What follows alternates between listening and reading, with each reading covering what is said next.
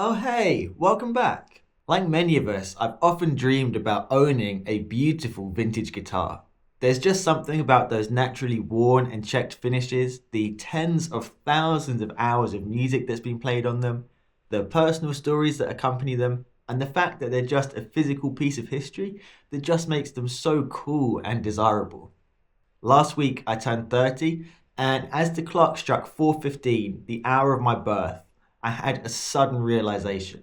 There is no chance I'm ever going to be able to afford a vintage Jazzmaster or Jaguar, even with middle age just around the corner now. So now what?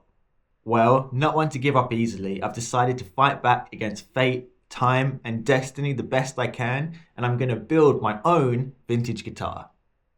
Sort of. As always, please let me know what your dream guitar is down in the comment section below.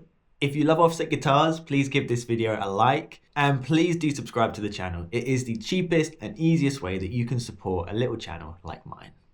Alright then, so let's start by looking at what the vintage guitar of my dreams might look like, and then we'll get into how I'm going to try and recreate this on a budget.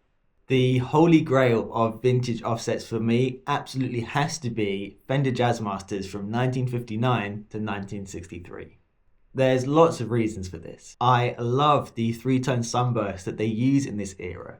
It tends to be really dark on the outside of the burst, but can still get really bright and yellow in the middle. There's often three distinct tones to the burst as well, which are normally quite high contrast.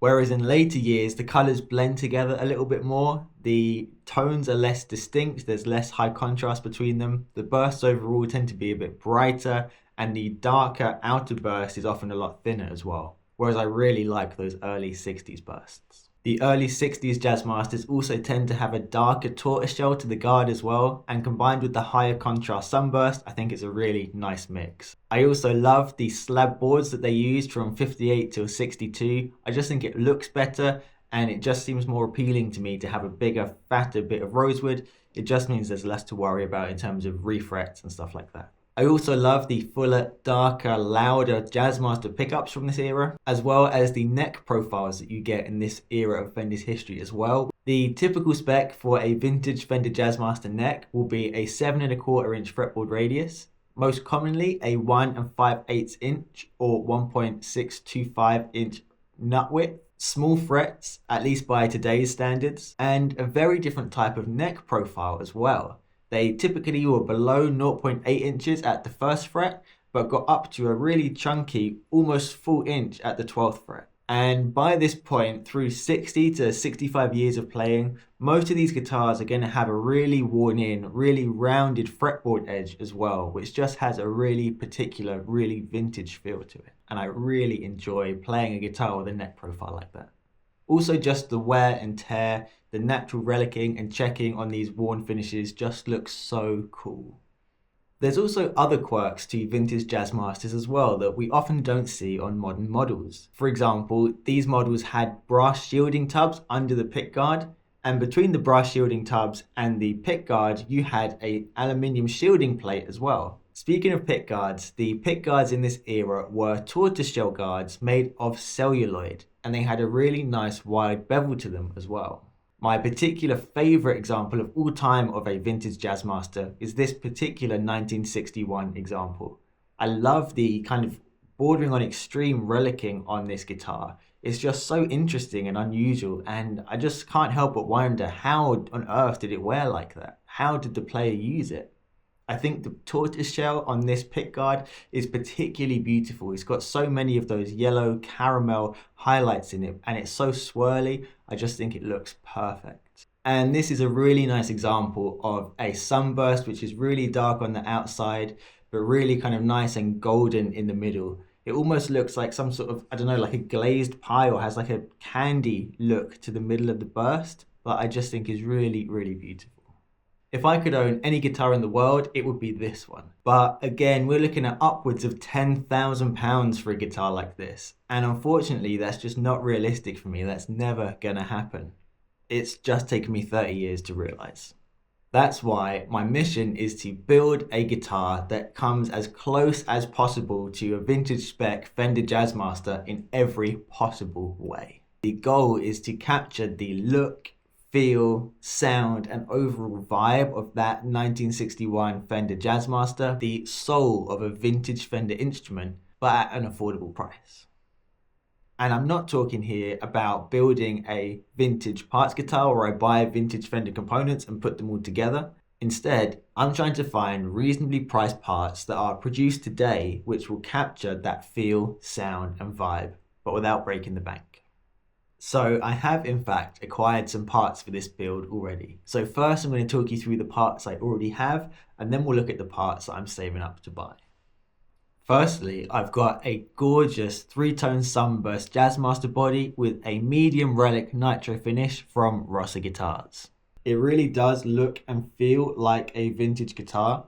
It reminds me a lot both in terms of the Sunburst itself, but also all of this Relic work on here, like an old 70s Hosco guitar that I used to have. Now, some of you might be getting upset and saying that I've failed already because the body cavity is wrong for a 61 Jazzmaster.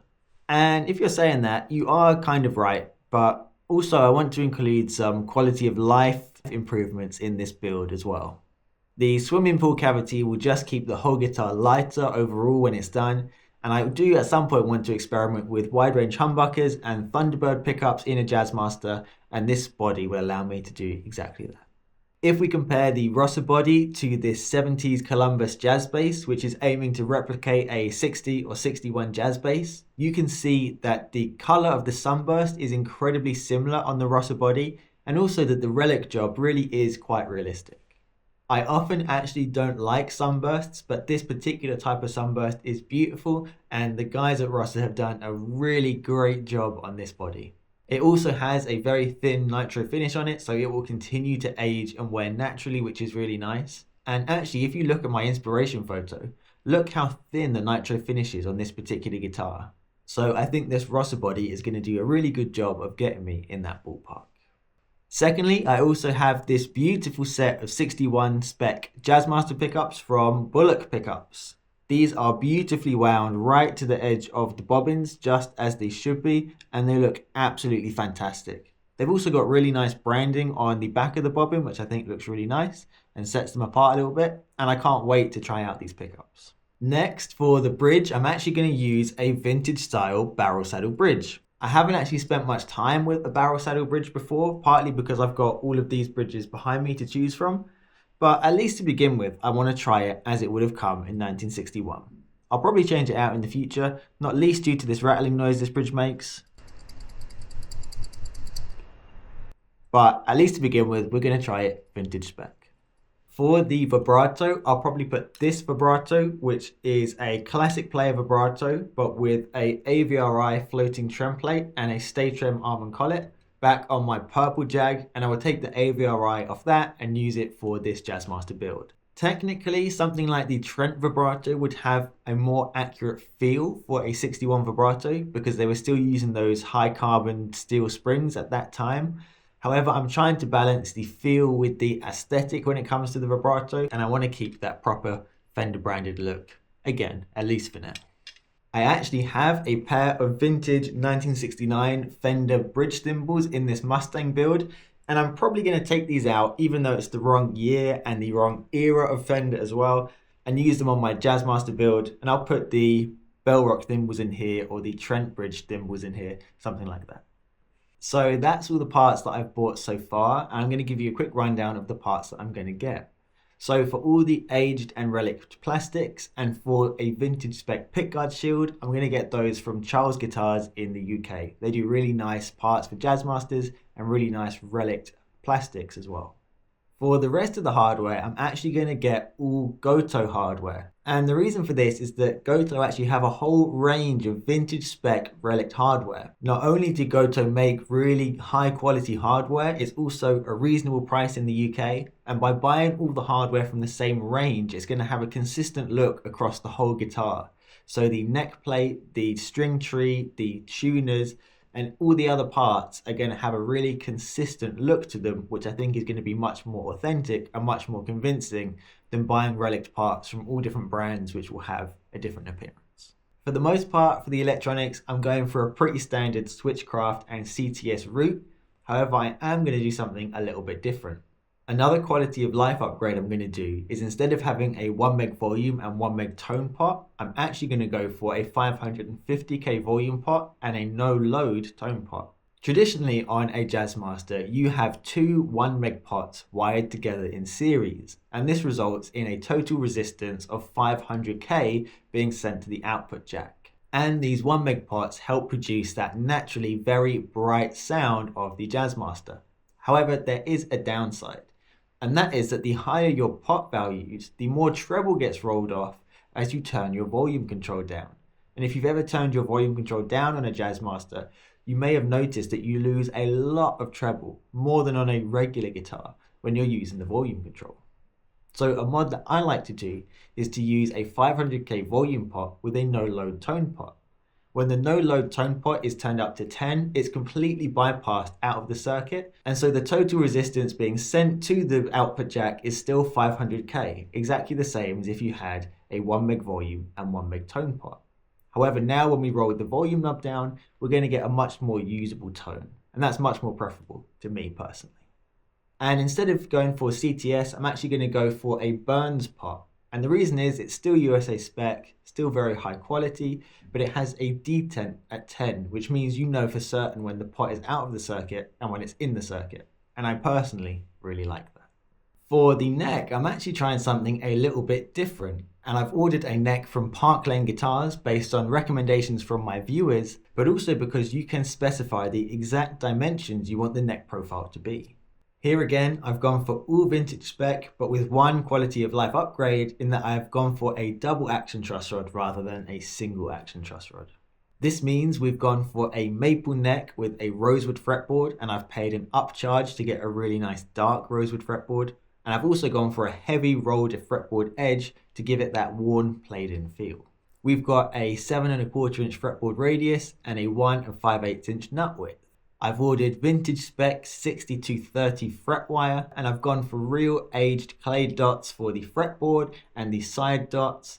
And I've also gone for the upcharge to have the fret inlays straddle the shaft wood and the fretboard wood, just like on a 61. It's going to come with an unbleached bone nut, and I've gone for vintage size Cluson tuner holes in the headstock as well. And for the neck profile, I've gone for 0.78 inches at the first fret, all the way up to 0.99 inches at the 12th fret.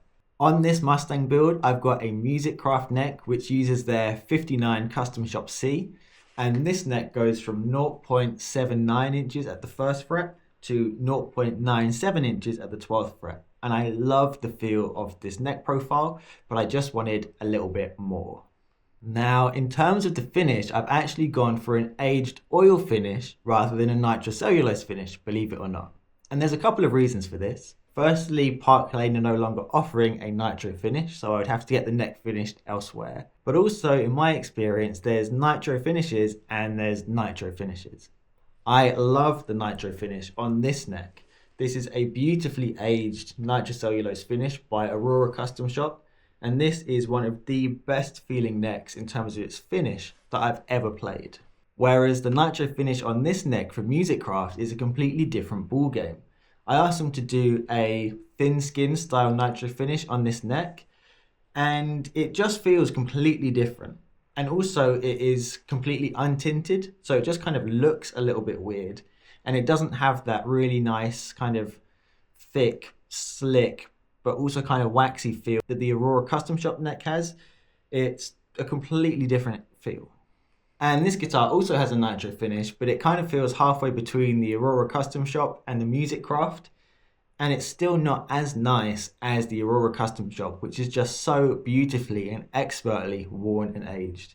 So there's no guarantee that getting the neck finished in nitro is going to make it feel like a vintage instrument.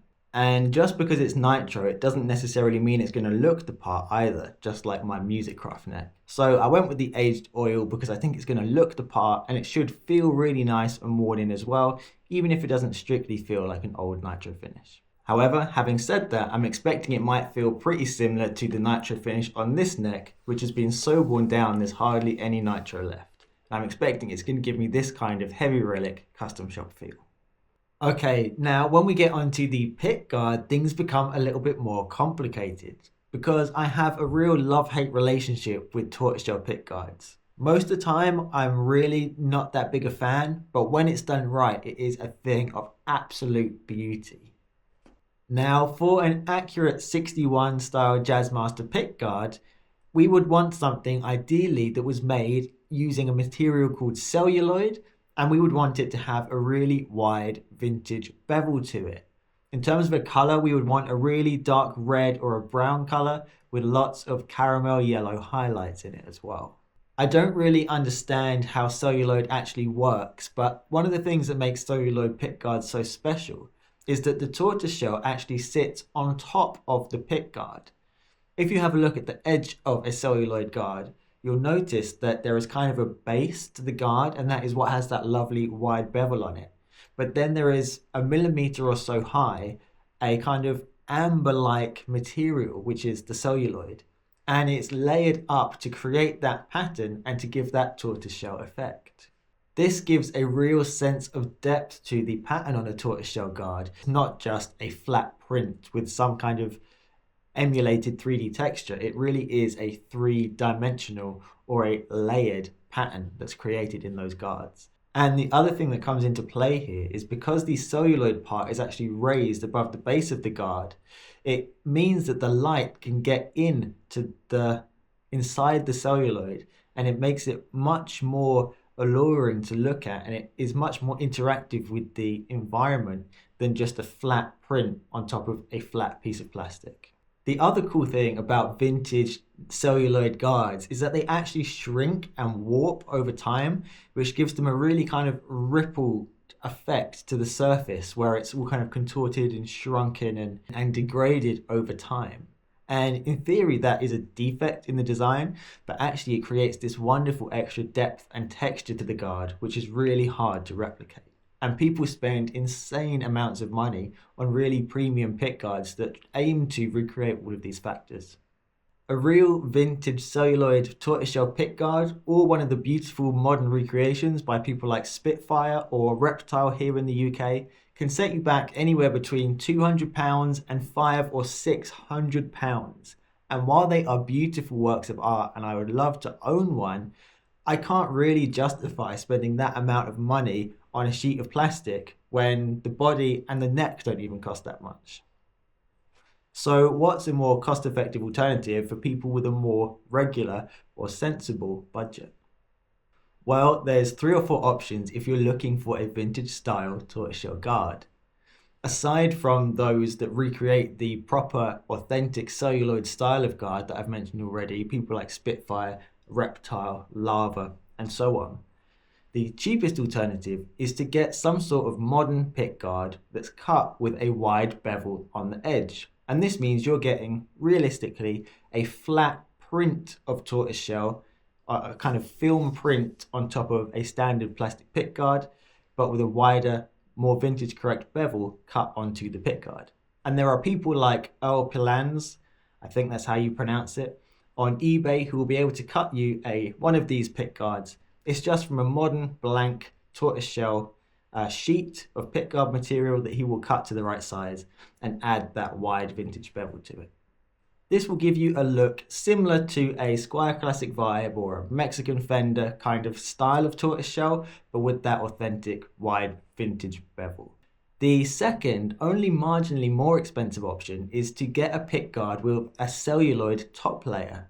This means you get a pickguard similar to what I just described from Earl Pilans, but you then get a celluloid layer added onto the top of the pickguard. And you can see something very similar to this on my 70s jazz bass.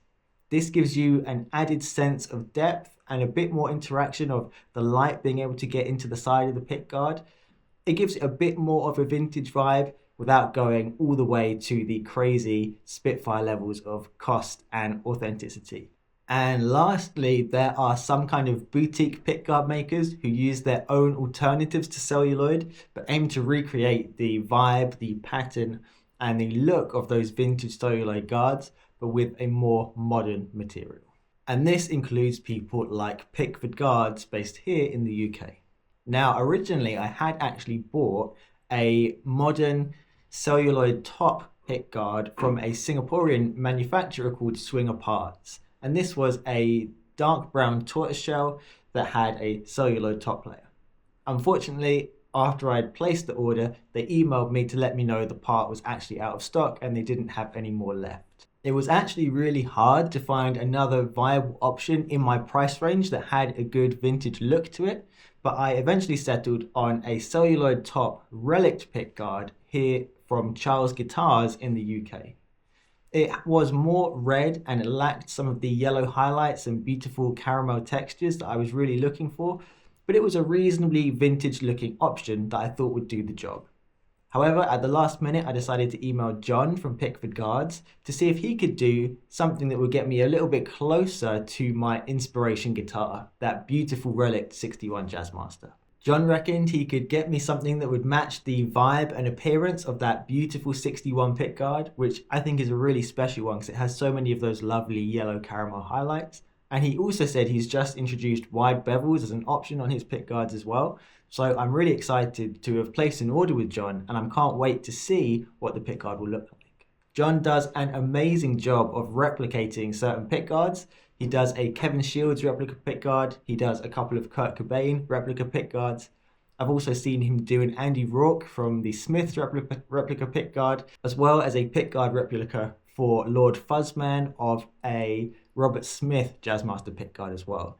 And they all come so close to the original guards. I can't wait to see what he does for this particular project. I'm not exactly sure what methods or materials John uses, and they don't generally have that beautiful hard-boiled sweet rounded edge around the whole perimeter of the pickguard. But if you look here on this Kevin Shields replica pickguard, you can see elements of it in his pickguard designs. His construction method also introduces certain kind of inconsistencies and textures to the top of the guard in places, which, while some people might consider that a drawback or a defect, I think it's wonderful because it really tries to, or helps capture those warped, rippling effects of these vintage guards that have shrunk and changed size and moved around over time. And I think it's actually a really, really nice feature of John's guards. You can see both differences in the thickness of the guard at certain points, as well as some sort of textured elements on the surface of the guard. And I just think this is a really beautiful way of capturing that vintage vibe.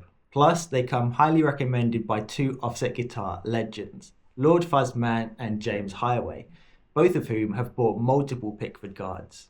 And Lord Fuzzman approved generally means pretty good. So I'm really looking forward to getting this guard in due course. Now, the last thing we'd be purchasing if we were looking to make an authentic 61 spec Jazzmaster would be the brass shielding tubs that go inside the body. But I'm not sure about this one. I need your help here. This kind of oddball or more specialized Fender aftermarket part is kind of really hard to get hold of in the UK. And generally we have to import this kind of stuff directly from America. And generally people charge loads of money for transatlantic shipping, even though it's actually not that expensive, particularly if you use someone like UPS or USPS. And this means that just for the lower bout control cavity brass shielding tub, the cheapest that I can get that, if I'm not charged tax or import duty, is going to be $60 or $70. And then I'm going to have to buy the two shield plates for the pickguard, which come to about $20 each, as well as the upper rhythm circuit shield as well, which is going to be another $20 or so. And then because I've gone for the swimming pool route, I'm going to have a gap in between the two pickup shields, and I'm either going to have to buy a third pickup shield to go in between them, or I'm going to have to get self-adhesive brass shielding tape anyway to fill that gap. Altogether, it's going to come to about £100 or $150 just to get the shielding tubs, and honestly, I'm not sure it's worth it. Even though it's less authentic, I'm kind of inclined to go with copper or brass shielding tape and do the walls all around the cavity as well as just the bottom of the cavity like the rhythm circuit and pickup plates do. And I think that's going to give me better shielding overall, and it's going to be less expensive, and I just kind of think that makes sense. But do you think I'm missing a trick here? Do you think I should be getting the shielding tubs? I haven't totally made up my mind, so I'd love to hear your thoughts on this. So there you have it. That's my plans as they stand at the moment for building a vintage sounding, feeling and looking 1961 style Jazzmaster. I'd love to hear your thoughts about whether I'm actually capturing the vibe and the soul and the feel of a vintage Fender Jazzmaster, or whether I'm totally deluded and have no idea what I'm talking about.